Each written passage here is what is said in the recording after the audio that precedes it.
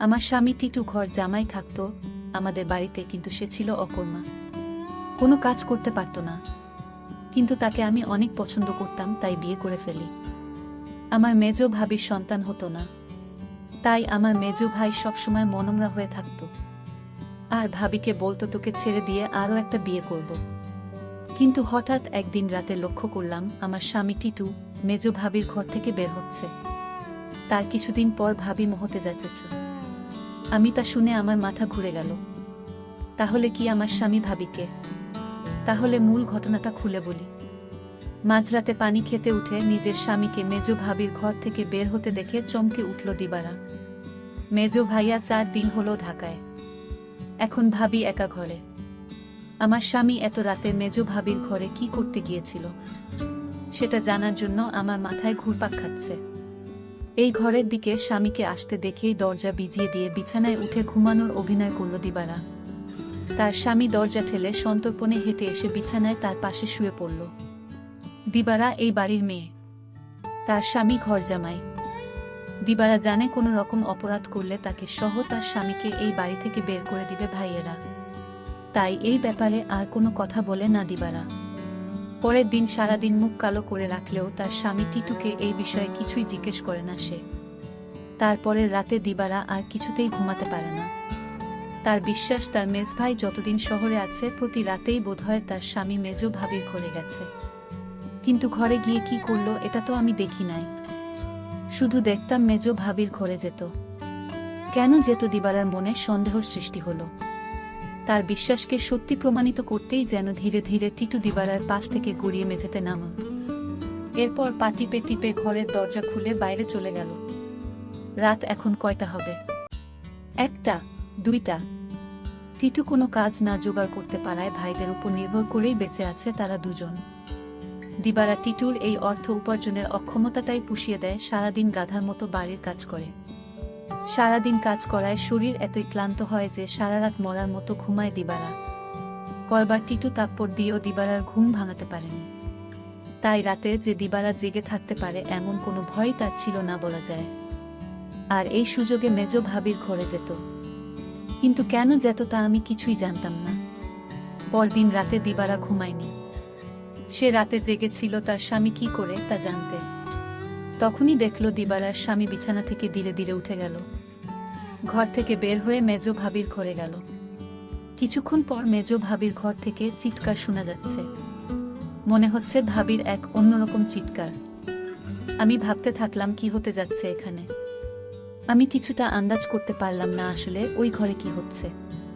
টিটু চলে যেতেই বালিশে মুখ গুজে ফুপিয়ে কেঁদে উঠল দিবারা। সে তার স্বামীকে কত ভালোবাসে। সে কিনা করে সারাদিন তার জন্য, আর সে কিনা তার সাথে বিশ্বাসঘাতকতা করতে পারে। দিবারা ভাবল ওই ভাবির ঘরে কেন আমার স্বামী টিটু যায়, এটা আমার যে করে হোক জানতে হবে। পরের 2 রাত অনেক চেষ্টা করেও জেগে থাকতে পারল না দিবারা। সারাদিনের কাজের ধকলে এতই ক্লান্ত থাকত যে মাঝরাত পর্যন্ত বিছানায় শুয়ে জেগে থাকা তার পক্ষে অসম্ভব ছিল। তারপরে যখন মেজ ভাই চলে এলো তখন থেকে দিবারা কিছুটা নিশ্চিন্ত হলো। তারও কয়েকদিন পর এক রাতে গভীর ঘুমে ঘুমিয়ে রয়েছে দিবারা। অনেক ধাক্কাধাক্কি করে তাকে উঠালো তার স্বামী টিটু। ঘুম জড়ানো ক্লান্ত কণ্ঠে দিবারা বলল, কি হয়েছে? এত রাইতে ডাকেন কেন? লাইটটা একটু জ্বালাও তো। সারাদিন কাম কইরা কুল পাই না। উনি আছেন তার চিন্তায়, এখন ঘুমান। এই বাড়ির সবচেয়ে অবস্থাপন্ন বলা যায় মেজু ভাই শহীদকে। তার স্ত্রীও অবস্থাসম্পন্ন ঘরের মেয়ে। শহীদ মিয়ার বড় চালের আড়তের ব্যবসা। গ্রামের দিকে হলেও শহীদের ঘরটা দেখার মতো। ইট সিমেন্টের দেয়াল আর টিনের দোচালা। তার ডান পাশে 2টো ইটের তৈরি ছাপড়া ঘরে থাকে ছোট ভাই বাদল আর বড় ভাই জলিল। তাদের 2টো ঘরের মুখোমুখি উঠান পেরিয়ে একটা টিন আর বাঁশের তৈরি ঘর। এখানেই দিবারা আর টিটুর সংসার। দিবারা খুব চিকন আর কালো হওয়াতে বাবা মায়ের মৃত্যুর পর 3 ভাই অনেক খুঁজেও কোনো পাত্র পায় না। শেষমেশ এক ভব ঘুরে ভাদাইমা গোছের এই টিটুকে ঘর জামাই হিসেবে আনে। ভেবেছিল টুকটাক কিছু কাজে তাকে লাগাবে, কিন্তু সে পুরোই অকর্মা। সেই দিনের প্রায় 1 মাস পর বাড়িতে বিরাট উৎসবের মতো আয়োজন হলো। দিবারার ছোট ভাইয়ের 2টা আর বড় ভাইয়ের 3টা সন্তান হলেও মেজো ভাই বিয়ের 4 বছর পরেও সন্তানের মুখ দেখতে পারেননি। মেজো ভাই আরেকটা বিয়ে করবেন কিনা এটা নিয়ে চিন্তা ভাবনা করছিলেন। যে স্ত্রী তাকে সন্তানের মুখ দেখাতে পারবে, মেজো বউকে তাহলে এই বাড়ি ছেড়ে চলে যেতে হতো। ঠিক এই সময়েই আনন্দ সংবাদটা পেল সবাই। মেজো বৌমা হতে চলেছে। মেজো ভাইয়া আর ভাবির আনন্দ দেখে কে। এই উপলক্ষেই এই উৎসব আয়োজন। দিবারা যখন আনন্দের সাথে টিটুকে এই খবরটা দিল তখন সে সামান্য একটু মুচকি হেসে বলল, ভালোই তো। শুনছিলাম কোনো ফকিরের কাছ থেকে পানি পড়া নিচ্ছে। ফকিরটা কামেল। সেও কি যাবে নাকি সেই ফকিরের কাছে? কোথায় থাকে সে? যেখানেই থাকুক, তুমি যাবে কি না সেটা বলো। দিবারা বলল, আমার দরকার নাই। আমি সবই বুঝি। তুমি ভাবিরে ফকিরের কাছ থেকে পানি পড়া এনে দাও, এটা তোমার বানানো কথা। এটা আমি বিশ্বাস করি না। দিবারা আরো বলল, আমি একদিন তোমার এই রহস্য খুঁজে বের করব। আর যেদিন তুমি ধরা পড়বে সেদিন বুঝতে পারবে তোমার কি অবস্থা হয়। টিটু তখন বলেছিল, তুমি আমারে বিশ্বাস করো না। দিবারা বলল, করি, কিন্তু তুমি তোমার প্রতি আমার বিশ্বাস দিন দিন উঠে যাচ্ছে। যতদিন পর্যন্ত আমি জানতে না পারবো তুমি মেজো ভাবির ঘরে কেন যাও, ততদিন পর্যন্ত তোমার প্রতি আমার আর বিশ্বাস হবে আর হবে না। দিবারা এই কথা বলে ঘুমাতে গেল। তার স্বামী টিটুও তার সাথে শোয়া ছিল, কিন্তু হঠাৎ করেই দেখল তার স্বামী বিছানায় নাই। তখন দিবারা চিন্তা পড়ে গেল, আজও চলে গেল। ভাবির রুম থেকে এক প্রকার চিৎকার আসতে শুরু করলো। আমি কিছুই বুঝতে পারলাম না এটা কিসের চিৎকার। মনে হচ্ছে মেয়েলি কণ্ঠ। প্রায় 1 ঘন্টা পর দিবারা দেখতে ফেল মেজো ভাবির রুম থেকে বের হতে। দিবারার মনে দিন দিন সন্দেহ বাড়তে লাগলো। তারপর দিবারা ভাবল, একদিন আমি জানালা দিয়ে দেখব তারা কি করে। দিবারার স্বামী দিন দিন দিবারার প্রতি কমে যাচ্ছে। কিন্তু আজ 2 দিন যাবৎ দিবারার স্বামী মেজো ভাবির রুমে যাচ্ছে না, সেটা লক্ষ্য করল দিবারা। দিবারা তার স্বামী টিটুকে জিজ্ঞেস করল, কই, আজকাল তো তোমায় আর দেখি না ভাবির রুমে যেতে। তার স্বামী টিটু তাকে একটা তাপ্পড় মেয়ে বলল, তোমার বাবার বাড়ি থাকি বলে তুমি কি আমায় যা বলবে তাই মনে করবে? সবকিছুর ভিতর শুধু কি তোমার অধিকার আছে, আমার নেই? এর মধ্যে হঠাৎ খবর আসলো মেজো ভাবি মা হতে চলেছে। দিবারা সেটা শুনে থমকে গেল, কারণ মেজো ভাবির স্বামী মানে আমার মেজো ভাইয়ার তো সমস্যা ছিল। তাহলে কিভাবে সে মা হতে চলল? আমার মাথায় কোনো কাজ করছে না। আমার মনে সন্দেহ হতে লাগলো। দিবারা তার স্বামীকে বলল, আপনি এখন আর দেখি দিবারার রুমে যান না কেন? কখন কি করব সেটা আমার ব্যাপার। যাই হোক, আমি এবার অপেক্ষায় আছি কখন আবার আমার স্বামী তার রুমে যায় সেই প্রতীক্ষায়। এর কিছুদিন পর তার স্বামী টিটু ভাবির রুমে গেল। তারপর আমি জানালা দিয়ে যা দেখলাম তা দেখে আমার চোখ ছানা বড়া হয়ে গেল। দিবারা এই দৃশ্য দেখে সে বিছানায় শুয়ে কান্না করতে লাগলো। ঠিক তখনই আমার স্বামী টিটু আমার রুমে এসে পড়ল আর আমায় বলতে লাগলো, আরে শাহানা, লাইট জ্বালাও না, দেখ কি দেই। বিরক্ত হয়েই বিছানা থেকে নেমে লাইট জ্বালালো দিবারা। তারপর চকিতে এসে বসল। টিটু তার সবগুলো দাঁত বের করে হেসে পাঞ্জাবির পকেট থেকে এক জোড়া চুড়ি বের করল। আরেকটু কাছে আসো, পরায়া দেই। চুড়িগুলো দেখে চিনল দিবারা এগুলো স্বর্ণের। আর এর মালিক যে মেজো ভাবি ছাড়া কেউ না, তাও সে ভালো করে জানে। সে ভয়ে ভয়ে ফিসফিস করে বলল, এগুলা তো মেজো ভাবির, তুমি পাইলা কই? আরে ভয় পাইও না, চুরি করি নাই, মেজো ভাবি আমারে দিচ্ছে। বলো কি? সে কেন দেবে? তোমারে একটা কথা কই। কই কই কইরাও এতদিন কইতে পারি নাই শরমে। ভাবছিলাম তুমি আমারে ভুল বুঝবা, কিন্তু তোমারে আমি কি কিছু গোপন করি বলো? ভুল বুঝো না বউ। মেজো ভাই এইবার ঢাকায় যাওয়ার পর কয়রাত আমি মেজো ভাবির ঘরে গেছিলাম।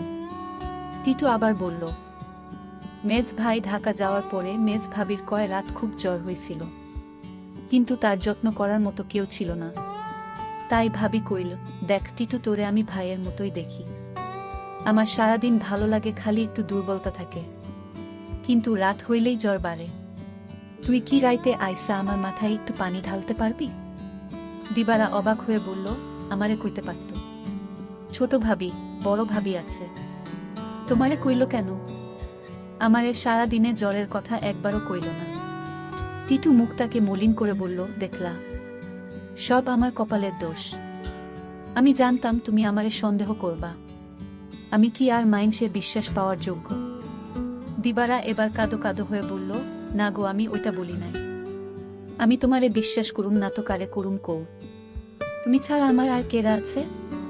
তুমি আমারে ঠকাই বা ফিরিসতা আইসা কইলেও বিশ্বাস করুম না। এই না হইলে আমার বউ। শুনো, ভাবিরে কইলাম দিবারারে পাঠায় দিবনে। ভাবি কইল, আহা, বেচারি সংসারটার লাইগা কাজ কইরা সারাদিন মরতাছে, তারে আবার রাইতে ত্যাক্ত করা কেন? দিবারা জানে যে আমি তোমারে ভাই মানি। তুমিই আইসো, দিবারা কিছুই মনে করবে না জানলেও। ওর মন এত নষ্ট না। তবুও আমি তোমারে কিছু কই নাই ডরে। তাছাড়া বুঝি তো পরের বাড়িতে থাকি, বেশি তর্ক মানায় না। এই জন্যই আমি তোমার ভাবির রুমে গেলাম চুপি চুপি। কারণ রাতে তোমার ভাবির মাথায় পানি না দিলে কি তখন জ্বর ছাড়ত? আমি যদি ভাবির পাশে না থাকতাম আর মাথায় পানি না দিতাম তাহলে জ্বরে মইরা যাইত। এতদিনে ভাবিকে কবরস্থানে রেখে আসতে হতো।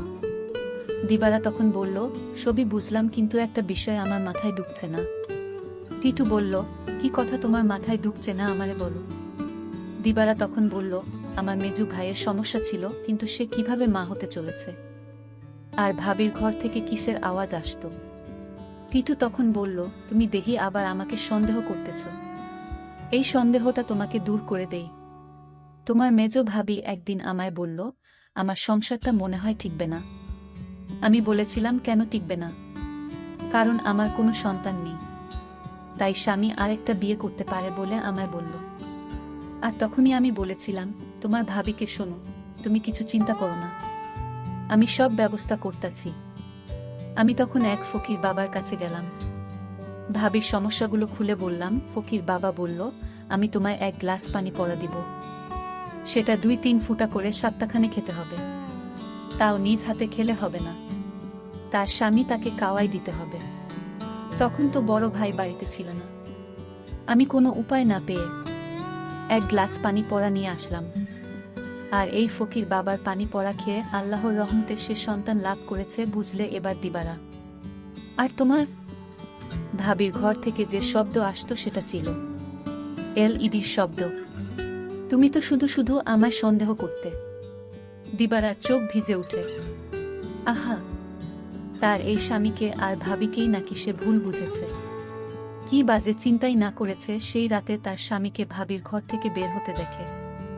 সে সিদ্ধান্ত নেয় তার সহজ সরল এই স্বামীকে আর কোনোদিন সন্দেহ করবে না সে।